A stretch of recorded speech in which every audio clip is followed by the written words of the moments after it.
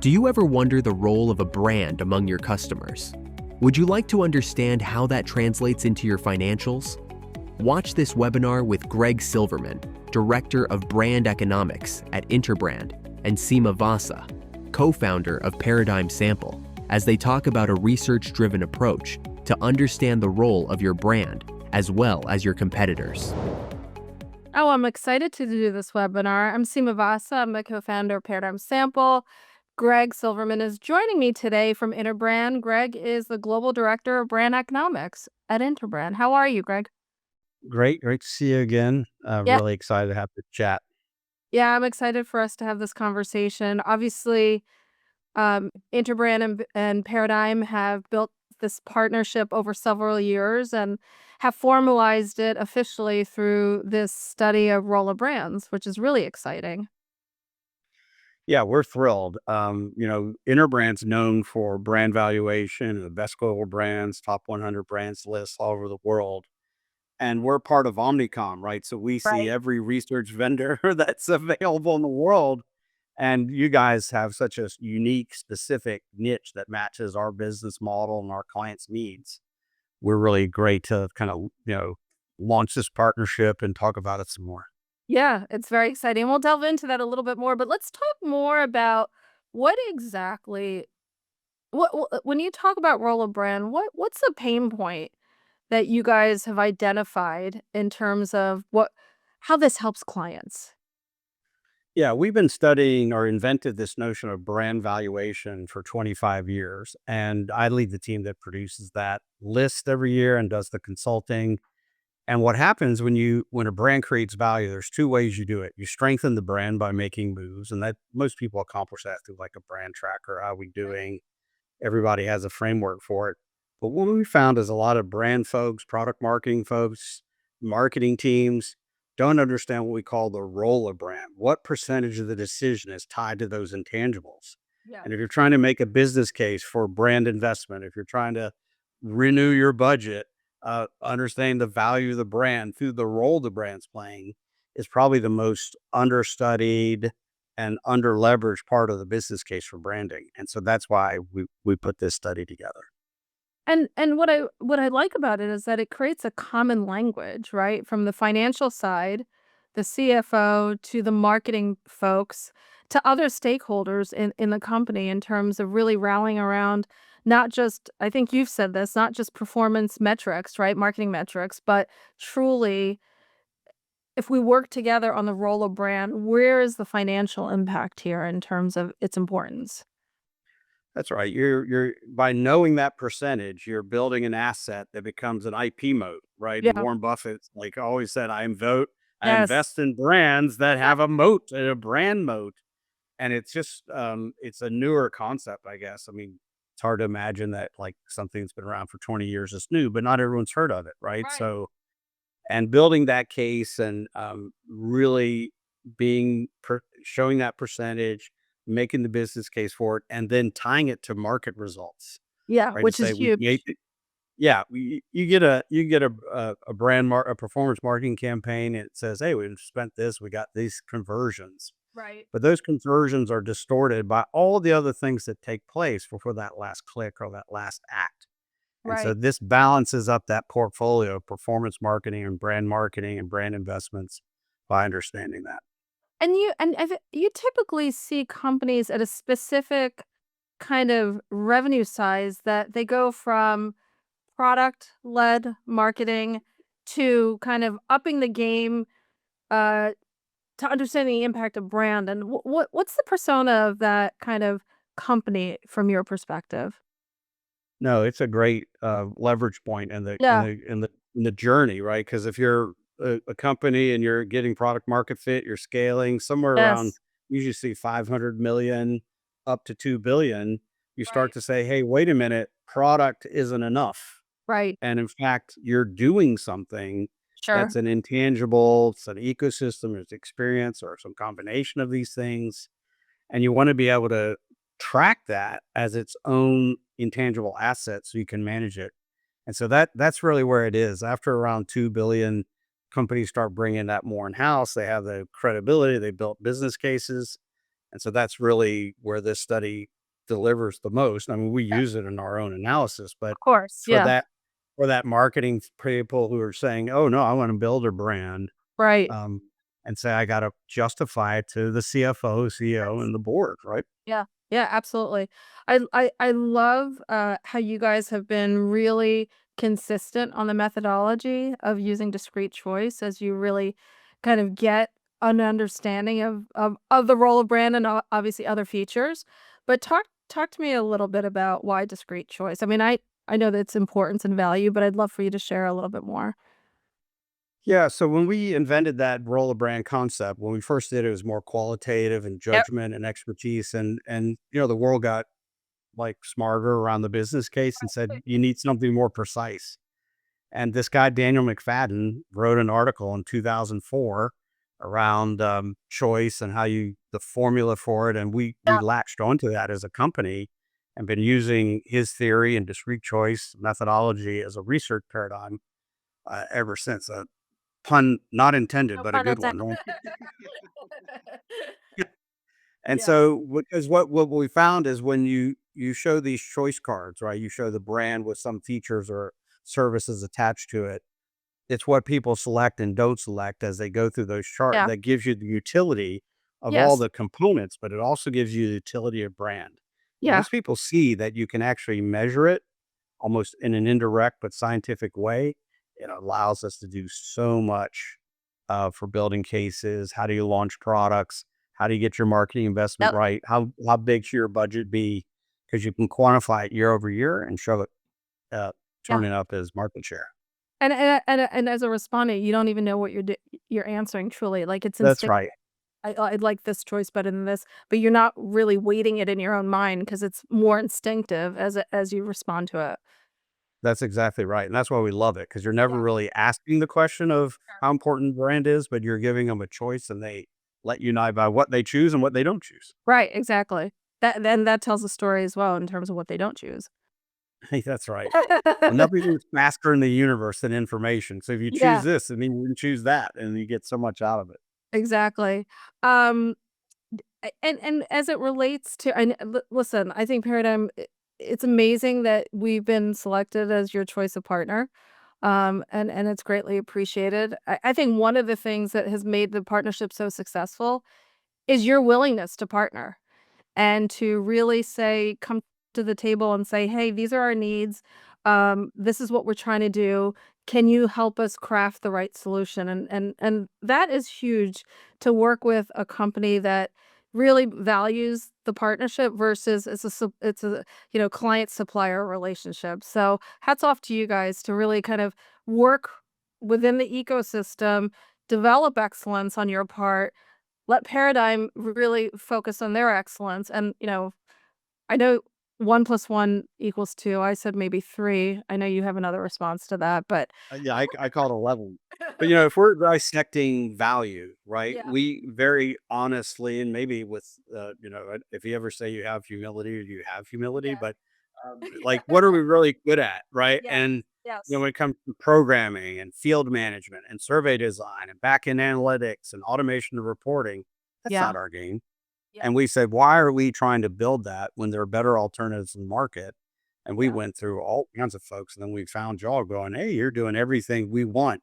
Not only Right. in just delivering the the project, but also assuring quality, right? And Yes. that's a real Yep. standout for us because people aren't betting like 50,000 bucks on these answers. They're Right. betting millions and billions of Yep. dollars. So Absolutely, absolutely. It'd be great to just high level to see some results of the study. I know, to give people a preview of what some of the results look like. yeah, no, I've got a few slides just to kind of break it down because we've Yeah, been tracking this for a long time. And, it's our first kind of state of branding report. And I just have that little graphic on the screen now that shows how we think about the role of brand percentage. We've been talking about it, but you think about the features and the service and the price, and it can be anything that there's a purchase driver of, right? So one of the assumptions here is that you've done some segmentation. You know what purchase drivers are by segment. And then you can isolate the percentage of the role of brand. And that gives us a lot of detail. And the next slide really starts to show, to your point earlier, that No. as performance marketing is getting more credibility with the CFO, what people have actually been doing over the past 5 years and maybe even longer is burning brand equity. The thing Mhm. that is the moat, the thing that is the intangible, you're selling it out because you're not reinvesting in it. And we're showing here over the last 5 years, post COVID, things have gotten much more transactional, Right. much more about efficiency. I mean, Starbucks would even say they made themselves a vending machine and they had Yeah. this great experience. So we see that role of brand declining, which for us as branders is like, hey, wake up, folks. You don't want to do that. Right. And more importantly, it's really not gone down in every category. It's gone up in ones we didn't expect and gone down in ones that traditionally thought were much more powerful. So on this slide here, where did it increase? Business services, Mhm. technology. And you start to think, well, what? Those are commodities. Not Yeah. really, because they're creating experiences, but more importantly, they're creating time Mhm. and they're giving people opportunities to have entertainment, play Yep. with their toys, go out to dinner, right? Yeah. And people, it's almost an intuitive interpretation of that graph is that I'll trade off, it becomes more important to me to save some time so I can trade Mhm. that off to do more things that are important to me. And these are big numbers of increases when the average has been going down 9. That's But when we incredible. Yeah, no, and it's surprising to us, right, how fast and how large those changes have been, Right. Yeah. over the past couple of years. And what's interesting for me is then you go through what has been declining, Yeah. and you could see that, okay, you've got cars, you got drinks, food and beverage, retail. It's a much more about things, Yes. right? It's much more about products and individual things. Look at what happened in luxury. Like they almost took advantage of the thing that I wanted to experience something during COVID, and everybody was buying things as a way of self-expression. They kept Yes. raising prices against that demand, but the value didn't follow. And so Right. they've almost, there's a famous quote by Hermes. They're like, "Oh, we could double the size of our company today, but we wouldn't have a brand tomorrow." Interesting. And That's interesting. right, and so the discipline to understand those Yeah. experiences, the role the brand's playing, how much protection it gives you against price and margin. This is a chart that and a percentage I think every marketer should know, right? Yeah. They should really understand what my role of brand is, which way is it going? Am I higher or lower than my competitors? Because it Right. leads to a whole set of solutions, right? And so, when you think about what would I do if I knew my role of brand, what changes would I make? So the first thing we'd say is like, you really need to understand that segment that you're serving and the segments, what the purchase drivers are, and get to that role of brand solution, right? And what you want to be able to then track and learn is w- when I get money from the CFO and the CEO to build my brand, what am I going to tell them is the business case for it? Did my Yeah. role of brand get up? Did my market share increase? Did my margins improve? Did our operating scale? And so you've got to tie that back to a financial outcome because Mhm. there's not a bit of the role brand research that's gonna be like a better brand tracker or Right. better click-through rate. Those are great metrics because they tell you kind of the energy that your marketing's creating. The role Mhm. of brand tells you what business outcome is it creating. And Yeah. that's the solution that you have to do. And so you can start diagnosing with your customers and running in like an annual study and then making business cases around it. What it's leading clients to do is be able to forecast. If you give us that money, I'm going to give you this result. So I'm going to sell 10,000 units. And we've seen clients get into the 95% accuracy against the sales forecast using role of brand as a driving metric. That's powerful. I mean, who doesn't want that predictability, right? Yeah, literally will take 90, I think, but, that and then ultimately, if you're doing it for one product, you can start doing it by geos. You can do it different product lines, you can do it for Yes. customer segments. And the idea is to turn the momentum as, um, like finance being in charge of marketing and marketing driving finance. It's no longer in charge of us, we're in charge of it. Yep. Yep. Makes a lot of sense. And so, as a company who's now thinking about embarking on this role of brand, let's say with Interbrand, what's the first step for a company in terms of where they need to focus? Is it that segmentation and understanding the purchase drivers to really figure out what to focus on as it relates to brand? I think that's the first step. If Yeah. you've got to have some differentiation between types of customer, lifetime value, purchase drivers. Most people probably have a sensibility around that. Yeah. Even if they haven't done a segmentation, can we segment on the data you have, your Right. pipeline metric? But I think the real point is you have to say, I'm getting committed to a quality solution, Yes. right? And that's where I think our partnership matters because, like, we Yeah. can say we have a framework, but you can say you're delivering quality things they can rely Correct. on. And I think Yeah. you tend to undersell that a little bit, how Yeah. long y'all have worked on it and what, Yeah. how hard that is because you've got so many touch points. Yeah. It's interesting. I mean, listen, when I co-founded the company 16 years ago, the premise was that sample was the foundation of any good research. And over 16 years, quality systems have evolved and the level of, and I don't want to scare anybody, but fraud has also evolved because technology has enabled bots to do surveys, click farms to do surveys. There's challenges with keeping people attentive in a survey. So the partnership with you is always like, let's make sure that this questionnaire is interesting to a respondent so they don't abandon the survey. Um, there's kind of bad actors who say they are who they are. They say that there's somebody that they're not. And then obviously there's the open ends cleaning and post survey data collection or cleanup. But what we've learned is that there's no silver bullet at all.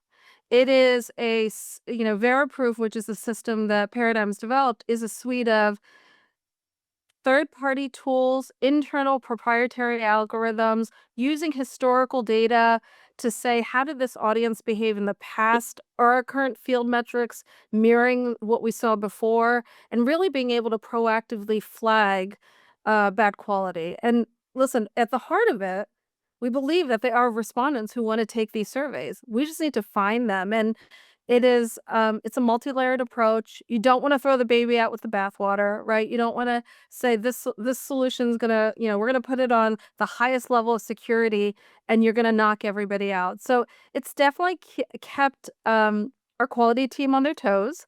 And it's a place where there's a lot of investment that's continued to be made as it relates to ensuring that we have a really robust quality system that clients can rely on. No, and we rely on it because, we were finding vendors who said they did that, and then Yes. we could notice the patterns. They were like, Yeah. no. And we'd had to rerun. Yeah, I never told you this. We had to rerun a couple studies and then we ran them with you and like, oh, this, There you go. yeah, Yeah. this is, and I Yeah. think, the clients here are looking for a partner because that's what we're Yes. trying to do. We're saying we can help people do brand, you can help them do research, Yes. but they have to recognize, I have a problem. Maybe my Yeah. team's not big enough. My bosses are giving me pressure. Yep. I want to take an initiative in my career or my position. Yep. That's our third leg of the stool that we're really, Yes. inviting here. And I Yeah. think we've got the foundation for it, but we need that one to, like, we have the thinking. They got to help us give an opportunity Yeah. to make it. Yeah. It's interesting. I coach here the CEO summit for the Insights Association. We do a quarterly pulse among CEOs. And one of the biggest strategy points that CEOs say they're going to embark on is partnerships. They're gonna focus on what they do really well, and they're gonna find partners who feel the same way and execute on what they do well, and I think this is a great example of kind of an outcome of that. Yeah, we see the same thing, and it allows everybody to scale faster, right? Yes. Because I don't have to go learn something that's not my core capability. Right. And if I have the openness and willingness to like plug the missing piece of the jigsaw puzzle together, you get the answer a lot faster. Absolutely. Well, Greg, this is so exciting, and it's gonna be a fun 2025 and beyond. Thank you so much for your Yeah. time. Yeah. Thanks for having us in. Great to be partners and look forward to next steps. Awesome. If you are interested in learning more about the role of brand, please email info@paradigmsample.com to request a copy of the latest report.